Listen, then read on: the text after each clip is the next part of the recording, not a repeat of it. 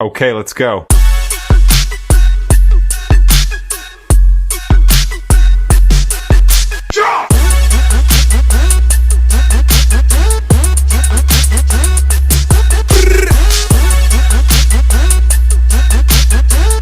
আসসালামু আলাইকুম।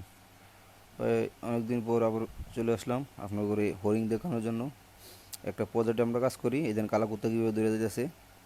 তো এখানে বেসিক্যালি কি আমরা চন্দন গাছের গোড়া সংগ্রহ করি এই পাহাড় থেকে। এর একটা জঙ্গল নিচে, আর উপরে সামনে যেগুলো দেখছেন, সামনে অনেক পাহাড় বড় বড়।